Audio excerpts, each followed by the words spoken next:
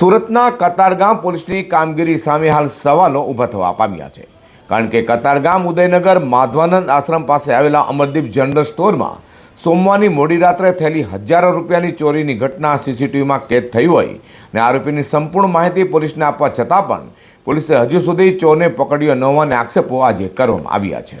સુરતમાં ફરી ચોરોનો આતંક જોવા મળ્યો છે। વાત છે સુરતના કતારગામ વિસ્તારની। સુરતના કતારગામ ઉદયનગરના માધવાનંદ આશ્રમ પાસે આવેલા અમરદીપ જનરલ સ્ટોરમાં સોમવારની મોડી રાત્રે બે ચોર ઈસમોએ અમરદીપ જનરલ સ્ટોરનું શટલ કોઈ સાધન વડે ઊંચું કરી દુકાનમાં પ્રવેશી દુકાનમાં રહેલા ટેબલના ખાના તપાસ કર્યા હતા અને તેમાં રાખેલા રોકડા રૂપિયા 90,000થી વધુની ચોરી કરી ભાગી છૂટ્યા હતા। આ અંગેની જાણ અમરદીપ જનરલ સ્ટોરના માલિકને થતાં તેઓએ દુકાનમાં લગાડેલા સીસીટીવીમાં તપાસ કરતા બે ચોર ઈસમો દેખાયા હતા, જેથી તરત જ આ ચોરીની જાણ કતારગામ પોલીસને કરતા કતારગામ પોલીસે પ્રાથમિક પૂછપરછ કરી જતી રહી હોવાના આક્ષેપો દુકાન માલિકે કર્યા હતા। દુકાન માલિકના વધુમાં એવો પણ આક્ષેપ કર્યો હતો કે બંને ચોર ઈસમો બાજુની સોસાયટીમાં રહેતા હોવાની સાથે સીસીટીવી પણ પોલીસને આપ્યા હતા। જોકે ચોરીની ઘટનાને 4 દિવસ વીતી ગયા હોવા છતાં પણ પોલીસે હજી સુધી આરોપીઓની ધરપકડ ન કરી હોવાના આક્ષેપ સાથે એવું પણ જણાવ્યું હતું કે અમારી સાથે આસપાસમાં આવેલા દુકાનદારોમાં પણ આ ચોરીની ઘટના લઈને ફફડાટ વ્યાપી ગયો છે। લોકોમાં એવી ચર્ચા જોવા મળી રહી છે કે આટલી મોટી દુકાનમાં જો ચોરી થતી હોય તો પછી નાની દુકાનની તો શું વાત કરવી। મિત્રો, કતારગામ ઉદયનગરના નાકે આવેલા મારી પાસે જોઈ રહ્યા છો અમરદીપ જનરલ સ્ટોરની અંદર ચોરી થવા પામી છે। રોકડા રૂપિયાની કોણે ચોરી કરી છે તે બાબતની જાણકારી અત્યારે એના ઓનર છે કૃણાલભાઈ, આપણે તેમને મળીએ।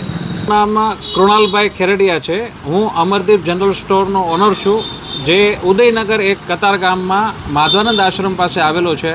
અમારો સ્ટોરમાં ગત સોમવારની રાત્રે સાંજે 2 વાગ્યાના અરસામાં 2 અજાણ્યા ઈસમ ચોર જે સ્ટોરમાં ઘૂસીને 90,000 જેટલી માતબાર રકમ ચોરી કરી જાય છે। તેમ છતાં સુરત પોલીસ છે જે ઊંઘતી ઝડપાઈ છે, કારણ કે એનું કારણ છે કે મોટો સ્ટોર જે 40 વર્ષથી સુરતની અંદર કતારગામની અંદર ફેમસ સ્ટોર છે, ત્યાં જાણભેદું હશે કે પછી જે ચોર છે તે હિસ્ટ્રી શીટર છે, પોલીસના અનેક ગુનાઓની અંદર સંડોવાયેલા છે, તેની ઓળખ પણ થઈ ગયેલ છે। તેમ છતાં હજી પોલીસના હાથમાં આવેલ નથી। આજે લોકોમાં આજુબાજુ જે નાના દુકાનદારો છે તેમાં ફફડાટ છે કે મોટી દુકાનની અંદર ચોરી થતી હોય તો અમારી દુકાનનું શું, અને બીજું કે જાન માલ અને પૈસા જે ત્રણેયની જે સુરક્ષા કોણ પૂરી પાડશે, આની સામે સવાલો ઉઠી રહ્યા છે। અને આજુબાજુમાં દુકાનોવાળા પણ તકલીફમાં છે કે ભાઈ અમારી દુકાનોનું શું સુરક્ષા કોણ પૂરી પાડશે। કેટલા રૂપિયાની ચોરી થઈ? અંદાજિત 90,000થી 92,000 રૂપિયાની રકમ ચોરી કરી ગયેલ છે, જે બાજુની સોસાયટીમાં જ ચોરો રહે છે, એની ઓળખાણ થઈ ગઈ છે। તેમ છતાંય પોલીસના હાથથી હજી દૂર છે। કઈ સોસાયટીમાં? એવું કંઈ રામજીનગરની આજુબાજુના વિસ્તારમાં રહે છે અને તે 2 કે 3 ભાઈઓ છે, 3 ગુનાઓમાં જૂના છે। પણ આવી રીતે જો ગુનેગારો સુરતમાં છૂટા ફરતા હોય, મોટા વેપારીઓને તકલીફ પડતી હોય તો નાના વેપારીઓનું શું? અમારે પોલીસ શું કહે છે આ બાબતે?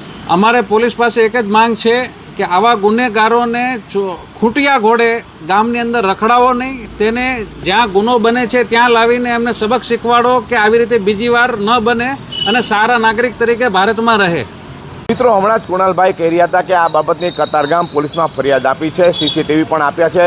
આ ચોરો બાજુની સોસાયટીમાં જ રહે છે, છતાં પણ હજુ નથી પકડાયા તો કતારગામ પોલીસ શું કરી રહી છે તેવા વેધક સવાલ પણ ઊભા થવા પામ્યા છે। જી ટનપન ચેનલ માટે હું પ્રકાશવાળા, કતારગામ, સુરત।